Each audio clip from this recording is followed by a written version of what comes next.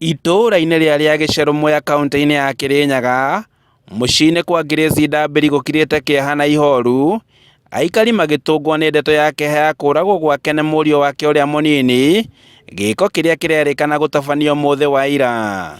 Kũringana na mũriũ wa nyina mũtigairĩ Evans Makanga, aramũkĩrire ndũmĩrĩri mũthĩ wa ira kuma kũrĩ mũriũ wa nyina, akĩmwĩra akarore mwarĩ wa nyina ũrĩa ahana, kuona atĩ ndaroyaga thimũ. Na nageria kwaria na mukwa mũrũ wa nyina etagwo Charles Gwandarũ, amwĩra athiĩ kũnina akora mĩrango nĩ mĩhingũre yothe na kũroneka kuna kathaka mũrango-inĩ. Na akinya mũciĩ-inĩ ũyũ aratũngirwo nĩ aikari makiuma nyũmba ĩno na ihoru, nao matũngĩtwo nĩ kĩeha na kĩmako.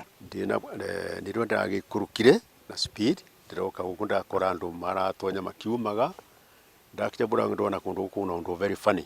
Na thutha wa kũingĩra nyũmba, aratũngirwo nĩ mwĩrĩ wa mwarĩ wa nyina akomete bafu, woihũrĩtwo nĩ thakame, ũndũ ũrĩa ũronanagia atĩ aragũthĩtwo kĩongo.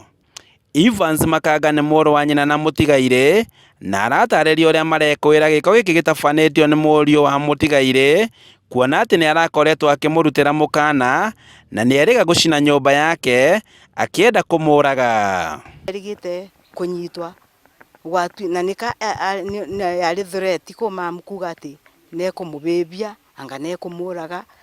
Bindi ĩrĩa mathire kwĩrwo marekaria nake mĩthenya mĩnini, kabindi ta kameri 6 aracoka gũcoka. Famĩlĩ ĩno nĩ yũkĩrĩire maabitha a borithi ceceni-inĩ ya Fathers, makiuga atĩ riboti ĩrĩa maheanire mwana wao aikio ngono tiyo yatwarirwo igoti-inĩ, ũndũ ũrĩa wanyihirie kĩoho gĩake mũgarũ na ũrĩa warĩ wendi wao.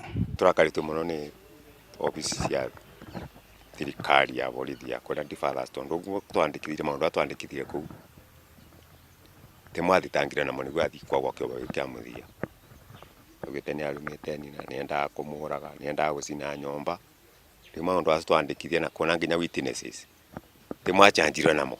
Maugĩte atĩ mendaga ohwo mĩaka mĩingĩ nĩguo acenjie mĩtugo. Kũrarĩ na icio ingĩ rokĩte ĩgiĩ mwanake ũcio atĩ kũmũndũ akomborithirie mũgũnda mĩaka mĩingĩ, na rĩu mũndũ ũcio abanda kawa na arambĩrĩtie gũthiĩ akĩmundaga nĩgetha kome.